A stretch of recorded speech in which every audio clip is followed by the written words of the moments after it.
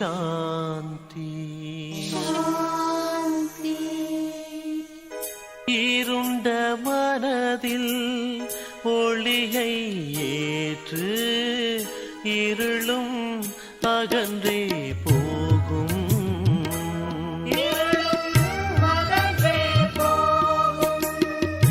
நீயோராத்மா சரீரம் அல்ல, பரமாத்மாவின் செல்வம். திவ்ய குணங்களை தாரணை செய்து யோகியாவாய் கண்ணே. இன்றைய அழகான முரளியில் அற்புதமாக பாபா என்ன சொல்ல வராருன்னு பார்க்கலாம் வாங்க. பாபா சொல்கிறாங்க, யார் வந்தாலும் முதல்ல அவங்களுக்கு 2 தந்தையினுடைய அறிமுகத்தை கொடுங்க. அதாவது எல்லைக்குட்பட்ட தந்தையினுடைய அறிமுகத்தையும் எல்லைக்கு அப்பாற்பட்ட தந்தையினுடைய அறிமுகத்தையும் நீங்கள் கொடுங்கன்னு சொல்கிறாரு.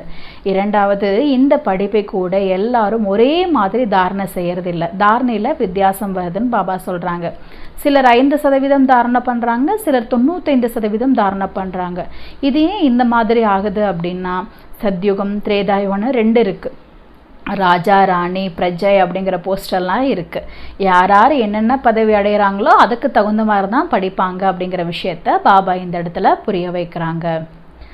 அடுத்து பாபா சொல்கிறாங்க, இந்த படிப்பை எவ்வளோ நல்ல விதமாக படிக்கிறீங்களோ அதற்கேற்ப தான் உங்களுக்கு பதவி கிடைக்கும்னு சொல்கிறாங்க.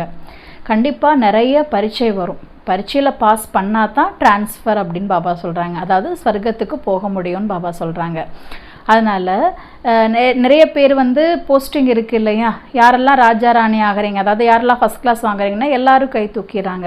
ஆனால் யார் யார் என்னென்ன பதவி அடைவாங்க அப்படிங்கிறது அவங்கவுங்களுக்கு தெரியும். ஏன்னா எல்லாரும் தூக்கும்போது நம்ம தூக்கலினா வெக்கம் வருது இல்லையா, அதனால் எல்லா குழந்தைங்களும் கை தூக்கிறாங்க. இது கூட அறியாமை அப்படின்னு பாபா சொல்கிறாங்க. அடுத்து பாபா சொல்கிறாங்க, எல்லைக்கு அப்பாற்பட்ட ஆஸ்தி கொடுக்கக்கூடிய அந்த எல்லையற்ற தந்தையை சில குழந்தைங்க 3 மாதம் 4 மாதம் கூட நினைக்காம இருக்காங்களாம். அப்படி நினைக்காம இருக்கிற குழந்தைங்கள பாபா பார்த்துட்டு, இந்த குழந்தைக்கு என்ன ஆச்சு, இந்த குழந்தை மயக்கம் அடைஞ்சிருச்சா இல்லை உயிரோட தான் இருக்கா அப்படிங்கிற கவலை கூட பாபாவுக்கு வருதான். அதனால் பாபா கூட டெய்லியும் பேசணும், அவருக்கு லெட்டர் எழுதணும். ஏன்னா நாம் நினச்சா தான் அவருக்கு நம்மளுடைய ஞாபகம் வரும், இல்லாட்டி குழந்தைங்களுக்கு என்ன ஆச்சு அப்படிங்கிற கவலை பாபாவுக்கு வருது.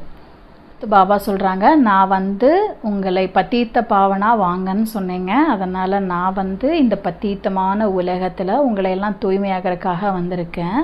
ஆனால் வைகுண்டத்தினுடைய இளவரசனுடைய பேரை கீதையில் போட்டுட்டாங்கன்னு பாபா சொல்கிறாங்க. சரி, வைகுண்டத்தினுடைய இளவரசனான கிருஷ்ணன் தேகதாரி. அப்போது அவர் தேகம் தேக சம்மந்தப்பட்ட எல்லாத்தையுமே மறந்துடுங்க எப்படின்னு எப்படி சொல்ல முடியும்? அப்போ தேகமற்ற ஒருவர் தான் சொல்ல முடியும். கிருஷ்ணர் அப்படிங்கிறது சிறிய குழந்தை. ஆனால் நான் பாருங்கள் வயோதிக உடலில் சாதாரணமான உடலில் அவதரிக்கிறேன்னு பாபா சொல்கிறாங்க. அப்போது இந்த 2க்கும் எவ்வளோ பெரிய இரவு பகலுக்கான வித்தியாசம் இருக்குது. ஆனால் இதை யாருமே புரிஞ்சிக்கல. அப்போ கீதை உண்மையாக யார் தான் சொல்லியிருப்பாங்க அப்படிங்கிற விஷயத்த பாபா முன்வைக்கிறாரு. நான் எப்படி எல்லா இடத்துலையும் நிறைஞ்சிருக்க முடியும்? சர்வ வியாபி கிடையாது இல்லையா? இந்த விஷயத்தையும் பாபா நமக்கு புரிய வைக்கிறாங்க. இது போல் இன்னும் பல நல்ல விஷயங்களை பாபா இன்றைய முரளியில் சொல்லியிருக்காங்க. வாங்க இன்றைய முரளியை விரிவாக கேட்கலாம். 24/12/2024 காலை முரளி பாப் தாதா மதுபன். தலைப்பு: இனிமையான குழந்தைகளே, அளவற்ற குஷி மற்றும் போதையில் இருப்பதற்கு தேக உணர்வு என்ற நோயை விட்டுவிட்டு அன்பான புத்தியுடையவர் ஆகுங்கள். தன்னுடைய நடத்தையை திருத்திக் கொள்ளுங்கள். கேள்வி: எந்த குழந்தைகளுக்கு ஞானத்தின் தலைகீழான போதை ஏறாது? பதில்: யார் பாபாவை யதார்த்தமாக புரிந்து கொண்டு நினைக்கின்றார்களோ, மனப்பூர்வமாக பாபாவின் மகிமை செய்கிறார்களோ, யாருக்கு படிப்பின் மீது முழு கவனம் இருக்கிறதோ அவர்களுக்கு ஞானத்தின் தலைகீழான போதை ஏற முடியாது. யார் பாபாவை சாதாரணமாக புரிந்து கொள்கிறார்களோ அவர்கள் பாபாவை நினைக்க முடியாது. உண்மையாக நினைக்கிறார்கள் என்றால் நிச்சயமாக தனது செய்திகளையும் அவசியம் பாபாவிற்கு கொடுப்பார்கள். குழந்தைகள் செய்தியை தெரிவிக்கவில்லை என்றால் குழந்தைகள் எங்காவது மயக்கமடைந்திருப்பார்களோ என்ற கவலை பாபாவிற்கு ஏற்படுகிறது. ஓம் சாந்தி. குழந்தைகளே, புதிதாக யாராவது வந்தால் முதலில் அவர்களுக்கு எல்லைக்குட்பட்ட மற்றும் எல்லைக்கு அப்பாற்பட்ட 2 தந்தையின் அறிமுகத்தை கொடுங்கள் என பாபா குழந்தைகளுக்கு புரிய வைக்கின்றார். எல்லையற்ற தந்தை என்றாலே எல்லையற்ற ஆத்மாக்களின் தந்தை. ஒவ்வொரு ஜீவ ஆத்மாவிற்கும் தனித்தனியாக எல்லைக்குட்பட்ட ஒரு தந்தை இருக்கிறார். இந்த ஞானத்தை அனைவரும் ஒரே மாதிரி தாரணை செய்ய முடியாது. சிலர் 1%, சிலர் 95% தாரணை செய்கிறார்கள். சூரிய வம்சம், சந்திர வம்சத்தினர் என இருப்பார்கள் அல்லவா? ராஜா, ராணி மற்றும் பிரஜைகள். இதுவும் புரிந்து கொள்ள வேண்டிய விஷயமாகும். குழந்தைகளில் கூட அனைத்து விதமான மனிதர்களும் இருக்கின்றார்கள். பிரஜை என்றாலே சாதாரண பிரஜைதான். அதாவது பிரஜை அப்படின்னா குடிமக்கள். சாதாரணமானவர்கள் தான் குடிமக்களாக இருப்பார்கள். இது படிப்பு. ஒவ்வொருவரும் அவரவர் புத்திக்கேற்ப படிக்கின்றனர் என பாபா புரிய வைக்கிறார். ஒவ்வொருவருக்கும் அவரவருக்கென நடிப்பு கிடைத்திருக்கின்றது. யார் போன கல்பத்தில் அறிவுரையை எவ்வளவு கடைபிடித்தார்களோ அவ்வளவு இப்போதும் கடைபிடிக்கின்றார்கள். படிப்பை ஒருபோதும் மறைக்க முடியாது. படிப்பிற்கு ஏற்ப பதவி கிடைக்கிறது. பாபா புரிய வைத்திருக்கிறார். இன்னும் செல்ல செல்ல பரீட்சை அதிகமாக இருக்கும் என பாபா புரிய வைத்திருக்கிறார். தேர்ச்சி பெறாமல் டிரான்ஸ்ஃபராக, அதாவது புதிய உலகிற்கு செல்ல முடியாது. கடைசியில் அனைத்தும் தெரிய வரும். ஆனால் இப்போது கூட நாம் எந்த பதவிக்கு தகுதி பெற்றிருக்கிறோம் என புரிந்து கொள்ள முடியும். வெட்கமாக இருப்பதால் அனைவரும் கைதூக்கி விடுகின்றார்கள். ஆனால் நாம் எப்படி மாறுவோம் என்பதை புரிந்து கொள்ள முடியும். இருப்பினும் கையுயர்த்தி விடுகிறார்கள். இதையும் அறியாமலே என்று கூறலாம். இவரை காட்டிலும் அதிகமான புத்தி லௌகீகமானவர்களுக்கு கூட இருக்கிறது என பாபா உடனடியாக புரிந்து கொள்கிறார். அவர்கள் ஸ்காலர்ஷிப் அடைவதற்கு நமக்கு தகுதி இல்லை, தேர்ச்சி பெற மாட்டோம் என புரிந்து கொள்கிறார்கள். ஆசிரியர் எவ்வளவு படிக்க வைக்கிறாரோ அதில் நாம் எவ்வளவு மதிப்பெண்கள் பெறுவோம் என அவர்கள் புரிந்து கொள்கிறார்கள். நாங்கள் மதிப்புடன் தேர்ச்சி பெறுவோம் என கூற மாட்டார்கள். இங்கேயோ பல குழந்தைகள் இந்த அறிவு இல்லை, தேக உணர்வு நிறைய இருக்கிறது. இங்கேயோ குழந்தைகளுக்குள் அந்த அறிவு இல்லை, தேக உணர்வு நிறைய இருக்கிறது. தேவதை ஆவதற்காக வந்துள்ளனர், ஆனால் அதற்கேற்ப நடத்தையும் வேண்டும். விநாச காலத்தில் விபரீத புத்தி என்பதன் யதார்த்தமான பொருள் என்ன என்பதை பாபா குழந்தைகளாகிய உங்களுக்கு புரிய வைத்திருக்கிறார். குழந்தைகள் தாங்களே முழுமையாக புரிந்து கொள்ளவில்லை என்றால் மற்றவர்கள் என்ன புரிந்து கொள்வார்கள்? பாபாவை நினைக்க வேண்டும். இது குப்தமான, அதாவது மறைமுகமான விஷயமாகும். படிப்பு குப்தமாக இல்லை அல்லவா? படிப்பில் வரிசை கிரமத்தில் இருக்கிறார்கள். ஒரே மாதிரி படிக்க முடியாது. இப்போது சிறு குழந்தையாக இருக்கின்றனர் என பாபா புரிந்து கொள்கிறார். இப்படிப்பட்ட எல்லையற்ற அப்பாவை 3 மாதம் அல்லது 4 மாதங்கள் கூட நினைப்பதில்லை. நினைக்கின்றார்கள் என்பதை எப்படி தெரிந்து கொள்வது? பாபா, நான் எப்படி நடந்து கொண்டிருக்கிறேன், என்னென்ன சேவை செய்து கொண்டிருக்கிறேன் என்பதை கடிதம் மூலம் தெரிவிப்பதில்லை. குழந்தைகள் மயக்கமடைந்து விடவில்லையே, இறந்து போய்விடவில்லையே என குழந்தைகளை பற்றி பாபாவிற்கு எவ்வளவு கவலை இருக்கிறது. சிலர் பாபாவிற்கு எவ்வளவு நல்ல நல்ல சேவை செய்திகளை எழுதுகிறார்கள். குழந்தை உயிரோடு இருக்கிறது என பாபா புரிந்து கொள்கிறார். இப்போ பாபாவுக்கு நம்ம என்ன பண்ணிகிட்ருக்கோங்கிற லெட்ரு டெய்லி நம்ம இன்ஃபர்மேஷன் பாபாவுக்கு கொடுக்கணும். இல்லைன்னா குழந்தை மயக்கம் அடைஞ்சிருச்சா, குழந்தை இறந்து போச்சா, இருக்கா இல்லையான்னு டவுட் பாபாவுக்கு வருது. அதனால் எப்போவுமே பாபா கூட நம்ம தொடர்பில் இருந்துகிட்டே இருக்கணும். சேவை செய்யக்கூடிய குழந்தைகள் ஒருபோதும் மறைந்திருக்க முடியாது. ஒவ்வொரு குழந்தையின் மனதை பற்றியும் பாபா அறிகிறார். தேக உணர்வு என்ற நோய் மிகவும் கடுமையாக இருக்கிறது. பாபா முரளியில் புரிய வைக்கிறார். நிறைய பேருக்கு ஞானத்தின் தழகிலான போதை இருக்கிறது. அகங்காரம் வந்து விடுகிறது. பிறகு நினைப்பதும் இல்லை, கடிதம் எழுதுவதும் இல்லை. பிறகு பாபா எப்படி நினைப்பார்? நினைவின் மூலமாகத்தான் நினைவு கிடைக்கிறது. இப்போது குழந்தைகளாகிய நீங்கள் பாபாவை சரியாக புரிந்து கொண்டு நினைக்கிறீர்கள், மனதார மகிமை செய்கிறீர்கள். சில குழந்தைகள் பாபாவை சாதாரணமாக புரிந்து கொள்கிறார்கள், ஆகவே நினைப்பதில்லை. பாபா வெளிப்பகட்டு எதையும் காண்பிக்க முடியாது. பகவான் வாக்கு, நான் உங்களுக்கு உலகத்தின் ராஜ்ய பதவியை கொடுப்பதற்காக ராஜ யோகத்தை கற்பிக்கிறேன். நாம் விஸ்வத்தின் ராஜ்ய பதவி அடைவதற்காக எல்லையில்லாத தந்தையிடம் படிக்கிறோம் என நீங்கள் புரிந்து கொள்ளவில்லை. இந்த போதை இருந்தால் அளவற்ற குஷி சதா ஏறிக்கொண்டே இருக்கும். கீதையை படிப்பவர்கள் ஸ்ரீ கிருஷ்ண பகவான் வாக்கு, நான் ராஜ்யோகத்தை கற்கிறேன் அவ்வளவு என கூறுகிறார்கள். இதனால் அவர்களுக்கு ராஜ்ய பதவி பெறுவோம் என்ற குஷி இருக்க முடியாது. கீதையை படித்து முடித்துவிட்டு அவரவர் வேலைக்கு செல்வார்கள். நமக்கு எல்லையில்லாத தந்தை படிக்க வைக்கிறார் என்பது இப்போது உங்களுக்கு புத்தியில் இருக்கிறது, அவர்களுடைய புத்தியில் இருக்கவே இருக்காது. எனவே முதலில் யார் வந்தாலும் அவர்களுக்கு 2 தந்தையரின் அறிமுகத்தை கொடுக்க வேண்டும். பாரதம் சொர்க்கமாக இருந்தது, இப்போது நரகமாக இருக்கிறது. கலியுகம் இதை சொர்க்கம் என கூற முடியாது. சத்யுகத்திலும் இருக்கிறார்கள், கலியுகத்திலும் இருக்கிறார்கள் என்றும் கூற முடியாது. யாருக்காவது துக்கம் ஏற்பட்டால் நரகத்தில் இருக்கிறார்கள் என கூறுவார்கள். யாருக்கு சுகம் இருக்கிறதோ அவர்கள் சொர்க்கத்தில் இருப்பதாக கூறுவார்கள். இவ்வாறு நிறைய கூறுவார்கள். ஆனால் ஒரே நேரத்தில் சொர்க்கம் ஒரு பக்கம் நரகம் ஒரு பக்கம் இருக்க முடியாது. நரக பூமி தான் சொர்க்கமாக மாறுகிறது. துக்கத்தில் இருக்கும் மனிதர்கள் நரகத்தில் இருக்கிறார்கள். நாங்கள் மிகவும் சுகத்தில் இருக்கிறோம். மாட மாளிகைகள், கார் போன்றவை இருக்கின்றன, சொர்க்கத்தில் இருக்கிறோம்.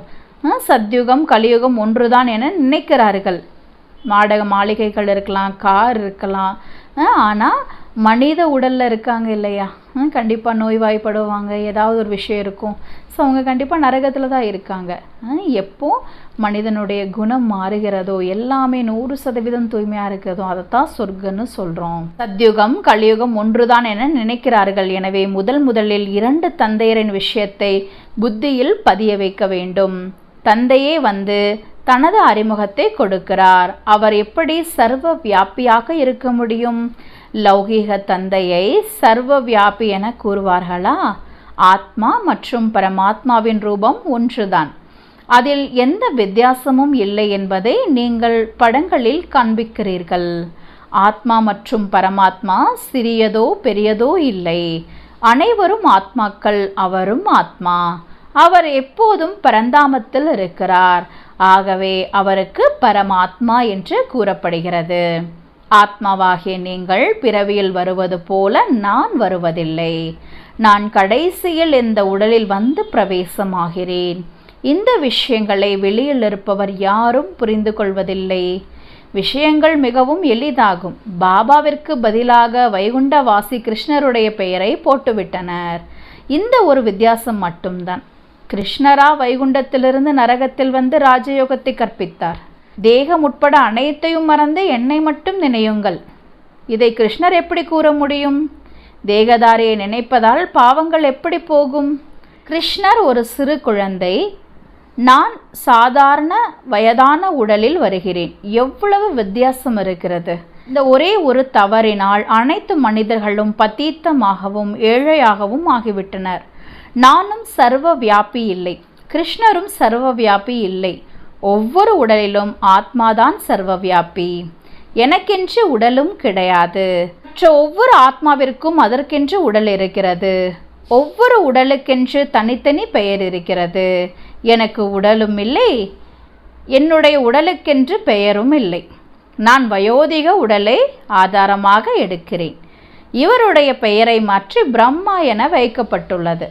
எனக்கு பிரம்மா என்ற பெயர் கிடையாது. என்னை சதாசிவன் என்று கூறுகின்றார்கள்.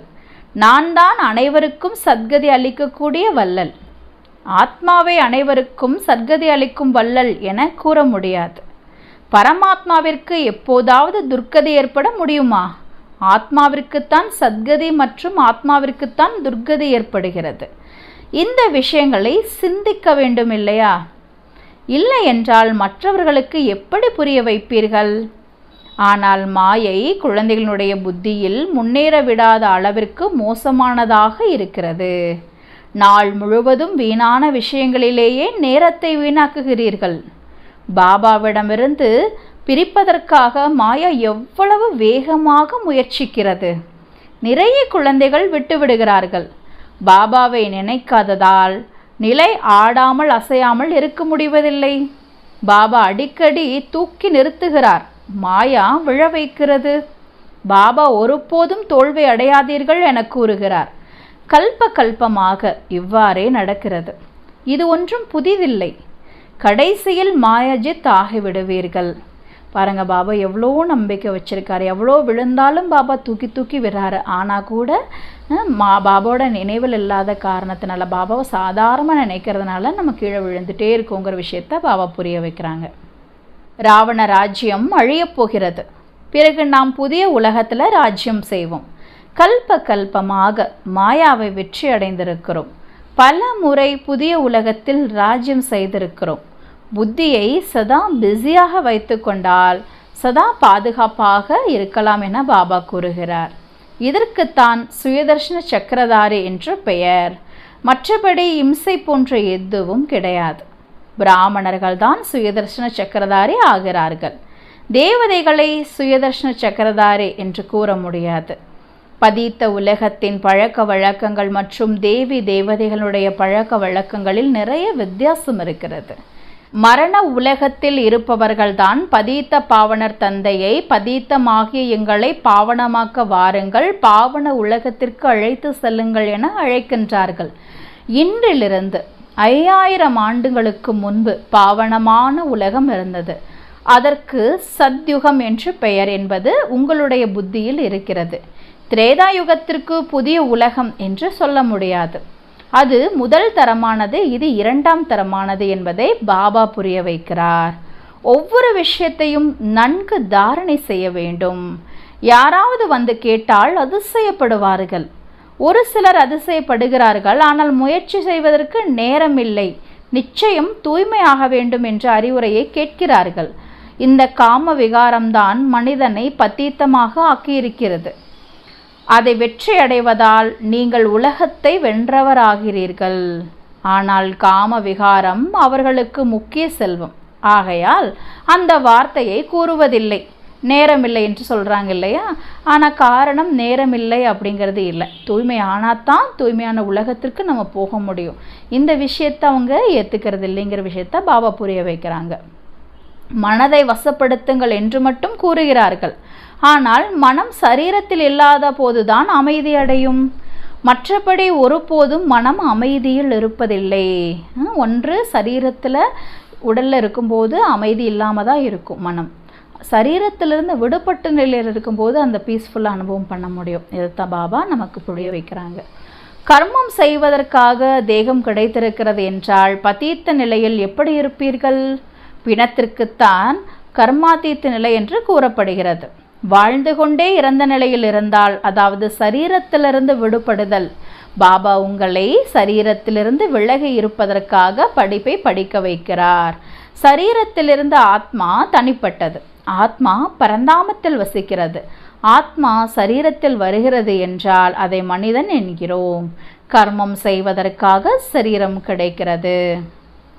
ஒரு சரீரத்தை விட்டு இன்னொரு சரீரத்தை கர்மம் செய்வதற்காக ஆத்மா எடுக்கிறது. சரீரத்தில் இல்லாத போதுதான் அமைதி அடைகிறது. மூலவதனத்தில் கர்மம் கிடையாது. சூக்ஷ்மவதனத்தின் விஷயமே கிடையாது. சிருஷ்டி சக்கரம் இங்கேதான் சுழல்கிறது. பாபா மற்றும் சிருஷ்டி சக்கரத்தை தெரிந்து கொள்வதையே ஞானம் என்று கூறப்படுகிறது. சூக்ஷ்மவதனத்தில் வெண்மை ஆடை அணிந்தவரும் இல்லை, அலங்காரம் செய்யப்பட்டவரும் இல்லை, பாம்பு கிரீடமுடைய சங்கரரும் இல்லை. மற்றபடி பிரம்மா விஷ்ணு ரகசியத்தை பாபா புரிய வைத்து கொண்டே இருக்கிறார். பிரம்மா இங்கேதான் இருக்கிறார். விஷ்ணுவின் 2 வடிவங்களும் இங்கேதான் இருக்கிறது. சாட்சாத்காரத்தின் பாகம் மட்டும் நாடகத்தில் இருக்கிறது. திவ்ய திருஷ்டியினால் பார்க்கப்படுகிறது. அங்கே யாரும் இருக்கிறது இல்லை, ஆனால் திவ்ய திருஷ்டியின் மூலமாக நம்ம அவங்கள பார்க்குறோன்னு பாபா சொல்கிறாரு. கிரிமினல் கண்களுக்கு பரிசுத்தமான பொருள் தெரியாது. நல்லது. இனிமையிலும் இனிமையான தேடி கண்டெடுக்கப்பட்ட செல்ல குழந்தைகளுக்கு தாயும் தந்தையும் ஆகிய பாப்தாதாவின் அன்பு நினைவுகள் மற்றும் காலை வணக்கம். ஆன்மீக குழந்தைகளுக்கு ஆன்மீக தாய் தந்தை நமஸ்காரம். ஆன்மீக தாய் தந்தைக்கு ஆன்மீக குழந்தைகளினுடைய நமஸ்தே நமஸ்தே நமஸ்தே. தாரணைக்கான முக்கிய சாரம்: தன்னைத்தான் சதா பாதுகாப்பாக வைப்பதற்காக விசார் சாகர் மந்தனத்தில் புத்தியை பிஸியாக வைக்க வேண்டும். சுய தர்ஷன சக்கரதாரி ஆக வேண்டும். வீண் விஷயங்களில் தனது நேரத்தை இழக்க வேண்டாம். 2. சரீரத்திலிருந்து விடுபடுவதற்காக பாபா படிக்க வைக்கிறார், அதை படிக்க வேண்டும். மாயாவின் கவர்ச்சியிலிருந்து தப்பிப்பதற்காக தனது நிலையை ஆடாமல் அசையாமல் வைத்து கொள்ள வேண்டும். வரதானம்: பிரம்மா தந்தைக்கு சமானமாக லட்சியத்தை லட்சணத்தில் எடுத்து வரக்கூடிய பிரத்யக்ஷ சாம்பிள், அதாவது கண்கூடான எடுத்துக்காட்டு ஆகி அனைவருக்கும் சகயோகி ஒத்துழைப்பு அளிக்கக்கூடியவர் ஆவீர்களாக. எப்படி பிரம்மா தந்தை சுயம் தன்னை நிமித்த எக்ஸாம்பிள் ஒரு எடுத்துக்காட்டிற்கு கருவியாக ஆக்கி கொண்டாரோ, செய்பவர்தான் அர்ஜுனன் என்ற இந்த லட்சியத்தை எப்போதும் லட்சணத்தில் எடுத்து வந்தார். அதனாலேயே முதல் நம்பர் ஆனார். எனவே இதுபோல ஃபாலோ ஃபாதர், அதாவது தந்தையை பின்பற்றுங்கள். செயல்கள் மூலமாக எப்போதும் வாழ்க்கையில் குணங்களின் மூர்த்தியாகி கண்கூடான எடுத்துக்காட்டு, அதாவது பிரத்யக்ஷ சாம்பிள் ஆகி மற்றவர்களுக்கும் சுலபமாக குணங்களை தாரணை செய்வதில் சகயோகம் கொடுங்கள். இதற்குத்தான் குணதானம் என்று கூறுவார்கள். தானம் என்பதன் பொருளே சகயோகம் கொடுப்பது. ஒரு ஆத்மா கூட இப்போது கேட்பதற்கு பதிலாக கண்கூடான நிரூபணத்தை பார்க்க விரும்புகிறார். எனவே சுயம் தங்களை குணமூர்த்தி ஆக்குங்கள். ஸ்லோகன்: அனைவருடைய நிராசைகளின் இருளை நீக்குபவர்களே ஞான தீபங்கள் ஆவார்கள். ஓம் சாந்தி.